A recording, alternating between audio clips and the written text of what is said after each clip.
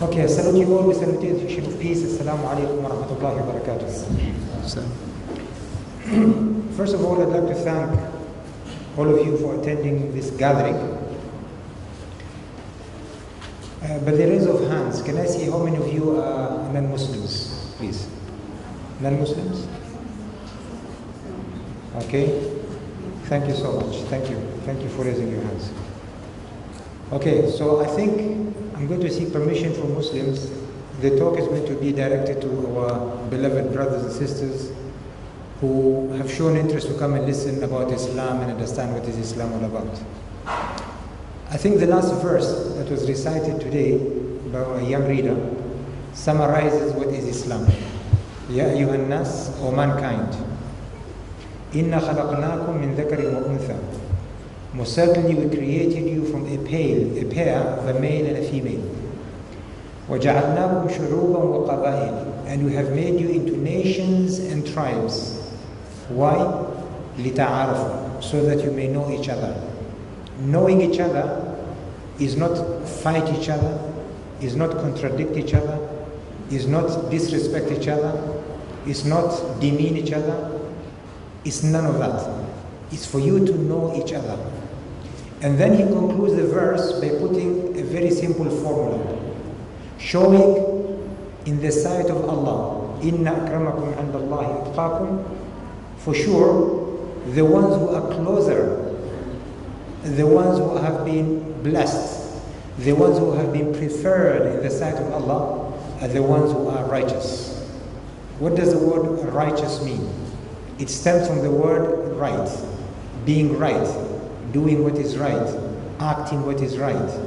What is it that Almighty Allah, Almighty God is asking us to do so that we become righteous? What is righteousness in Islam?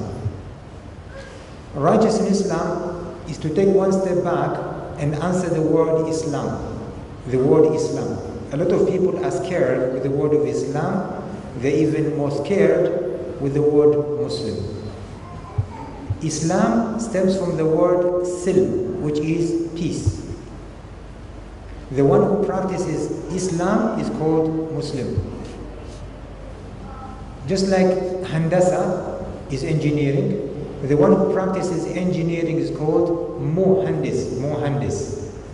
Farming is Zira'a, the one who practices farming is Muzara. Silm is peace. The one who practices peace is called Muslim. So anyone who practices peace deserves to be called a Muslim. It's an Arabic word to mean a peace-practicing person. What peace is meant here?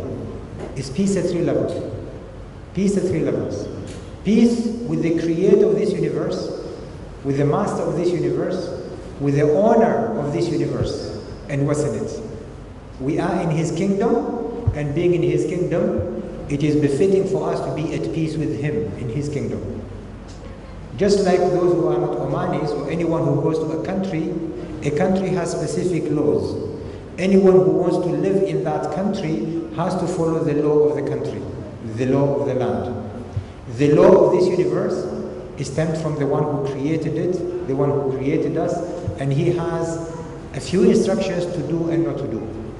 So to be at peace with him is to ensure we follow his commandments, whether it's to do or not to do. Second level is at peace with self. This body of ours is a trust given to us by Almighty Allah. 99.9% of this body, we do not control it. We have no control of it. We do not decide how it functions. No one decides on the blood group. No one decides of the heartbeats, or the way the lung functions, or the liver, or the kidneys.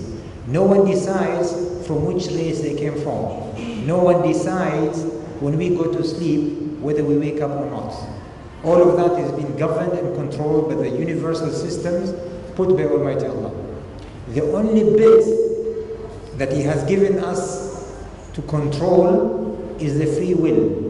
And the free will comes from our conscious mind. So just that little bit of the brain, very small part of the brain, the cortex here, the forelobe of the cortex, that is the only bit we have control of, the free will. So based on our decisions and our choices, we will be held accountable. So we are told we have to look after ourselves, look after the body. That's why in Islam, committing suicide or taking any intoxicants or hurting oneself is totally forbidden. The third level of peace is at peace with others. Peace with other fellow creatures, whether they're human race, whether it's animal, whether it is plantation kingdom, anything in this universe, we are told we ought not to go and spread mischief. وَلَا تُفْسِدُوا فِي الْأَرْضِ بَعْدَ إِصْلَاحِهَا. Do not spread mischief on this earth, on this land, after Almighty Allah has perfected in putting all the ecological systems and others. Now, anyone who practices peace with Allah, with self, and with others is called a Muslim.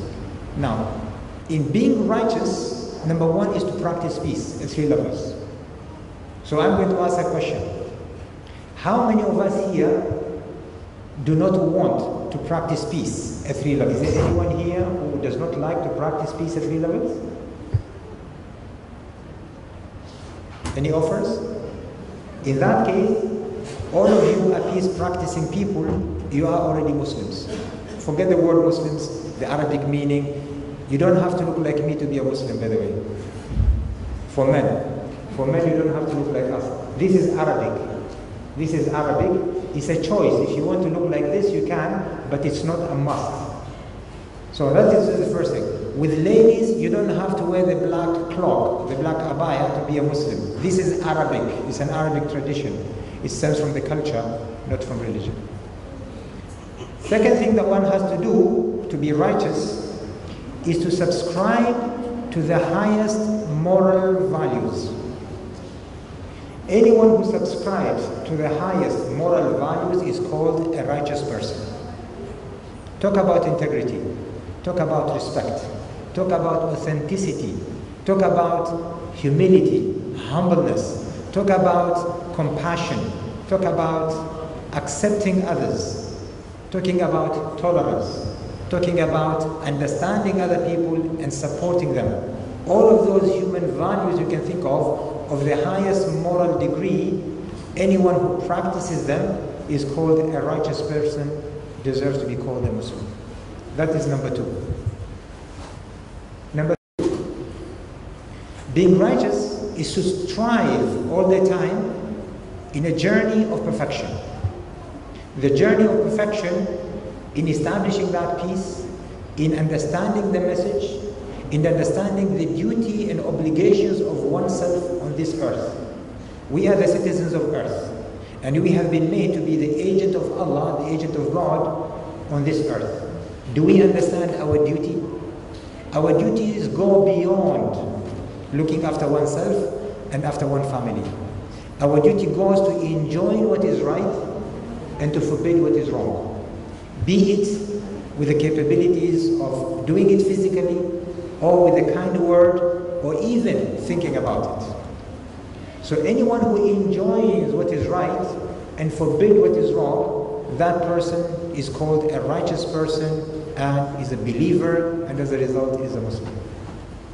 So the question is this: if we all subscribe to the universal peace, and we all yearn for that universal peace, and then number two, if we all desire to subscribe to the highest moral values, and then we all strive to perfect the absolute peace on this earth by enjoining what is right, advocating for what is right, talking about what is right, inviting people to what is right, at the same time refraining from doing what is wrong, and refraining from hurting other people or doing whatever that is wrong in any form of mischievous it can be.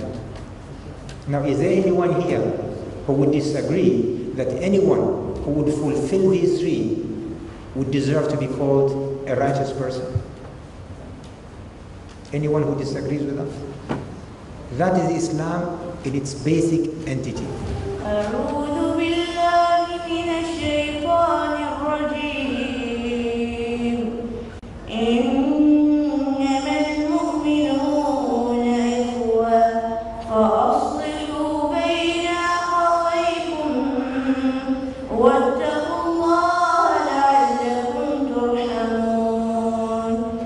يا أيها الذين آمنوا لا يسخر قوم من قوم عسى